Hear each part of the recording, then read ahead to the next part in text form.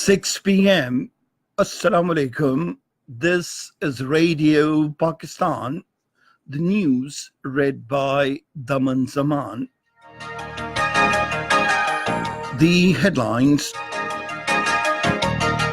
The Prime Minister has reaffirmed his commitment to recover the looted national wealth from corrupt elements. Imran Khan will embark upon a 4-day official visit to China from tomorrow. The Foreign Minister and his Chinese counterpart at a meeting in Beijing today discussed bilateral ties, China-Pakistan economic corridor and regional issues.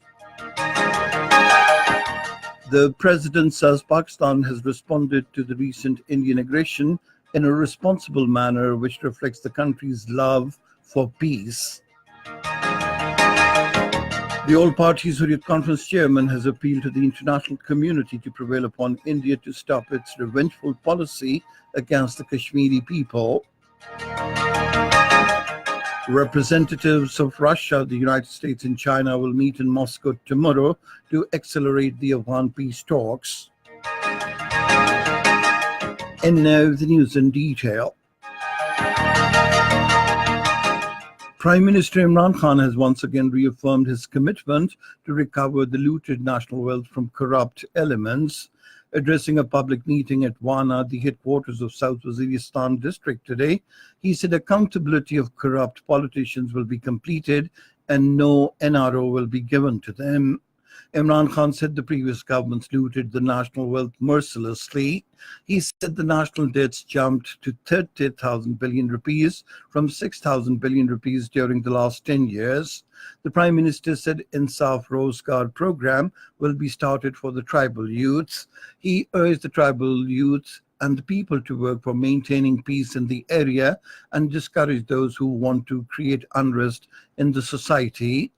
Earlier addressing the tribal elders at Spinkai Rakzai area in South Waziristan district today, the Prime Minister said the government will transform erstwhile tribal areas and bring them at par with other regions with annual spending of 100 billion rupees on development. He said the government will ensure provision of health, education and other basic facilities in the tribal areas. The Prime Minister said the people of the tribal areas have faced many hardships and rendered sacrifices during the war against terrorism. He said the government will introduce Sehat Insaf card in the erstwhile tribal areas, including South Waziristan, under which every family will have 720,000 rupees at their disposal for medical treatment from any hospital. He said the government will provide electricity to the people of the far-flung areas through solar system projects and construct small dams to address the issue of water in erstwhile tribal areas. At the invitation of President Xi Jinping, Prime Minister Imran Khan will embark upon a 4-day official visit to China from tomorrow. He will attend the second Belt and Road Forum being inaugurated in Beijing on Friday. Belt and Road Forum provides a platform to countries participating in the Belt and Road Initiative for exchanging views and experiences on regional connectivity, policy synergy, socio-economic development and trade and commerce. Leaders from 40 countries and delegations from over 100 countries, international organizations and corporate sector would participate in the event. During the visit, the Prime Minister will deliver a keynote speech at the opening ceremony of the forum and participate in the Leaders' Roundtable.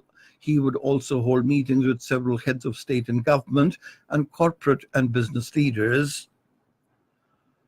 The Foreign Minister Shah Mahmood Qureshi says Pakistan-China friendship is the cornerstone of our foreign policy and both the countries are pursuing the agenda for development and progress in the region. He was talking to his Chinese counterpart Wang Yi in Beijing today. They exchanged views on regional peace and security and matters pertaining to bilateral cooperation in diverse fields. Bilateral ties, China-Pakistan economic corridor, security situation in the region, international affairs, and the Afghan peace process also came under discussion. The President, Dr. Arif Alvi, says Pakistan has responded to the recent Indian aggression in a very responsible manner, which reflects the country's love for peace. Addressing the convocation of Comsat's University in Islamabad today, he said, contrary to Pakistan's efforts for eliminating fanaticism, India is somehow promoting extremism in the region and expressed disappointment over the Indian attitude.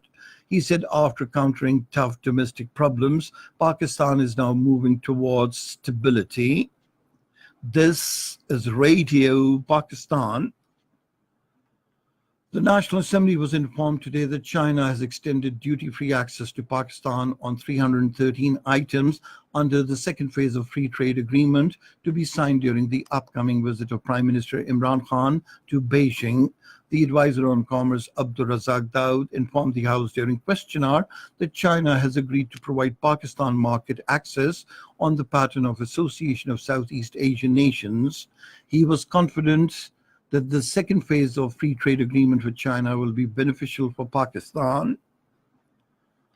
Responding to the points raised by the Pakistan People's Party chairman Bilawal Bhutto Zardari the other day in the House about the performance of Pakistan Tehreek-e-Insaf government, senior PTI leader Asad Umar recalled that 4 finance ministers were changed during the Pakistan People's Party government between 2018-2013. He said in the Pakistan People's Party era, growth rate remained 0.4%, inflation 12.3%, and the budget deficit 7%. He said the present government has taken difficult decisions with good intentions to put the country on the path of sustainable growth trajectory. Prime Minister Imran Khan today telephoned his Sri Lankan counterpart Ranil Wickremesinghe and reiterated Pakistan's offer of assistance to Sri Lanka towards counter-terrorism measures. While strongly condemning the terrorist attacks that took place on Easter, he conveyed his heartfelt condolences to the bereaved families and profound prayers for the speedy recovery of the injured. The Chief of the Army Staff General Qamar Javed Bajwa inaugurated the National University of Technology in Rawalpindi today. The rector of the university, Khalid Asghar, briefed the Chief of the Army Staff about academic activities and strategic education plans of the university.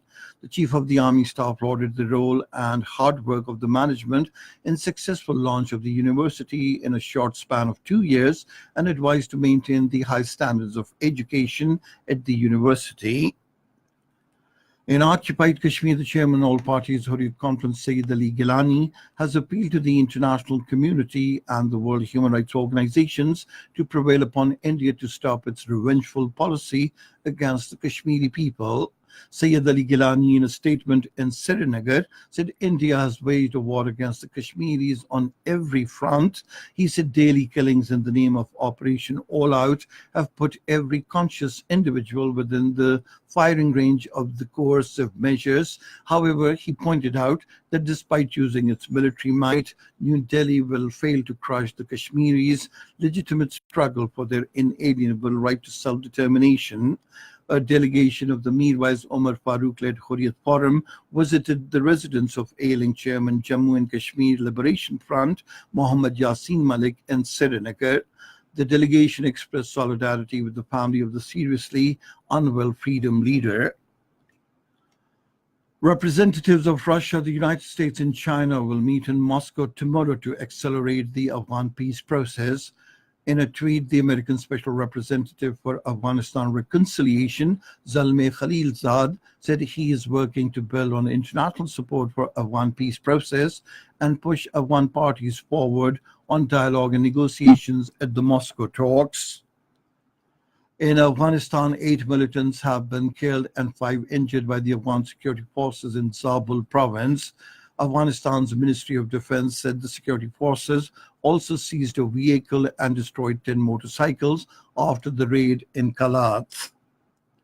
Russia says it will start delivering S-400 missile defense systems to Turkey in July.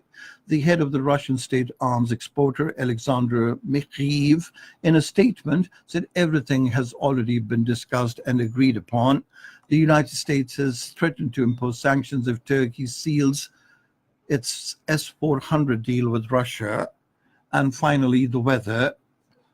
Rain thunderstorm with gusty winds is expected at isolated places in Upper Khyber Pakhtunkhwa, Malakand, Hazara, Peshawar, Mardan divisions, Rawalpindi, Gujranwala, Sirgoda, Lahore, Faisalabad, Dera Ghazi Khan divisions, Islamabad, Gilgit, Baltistan, and Kashmir.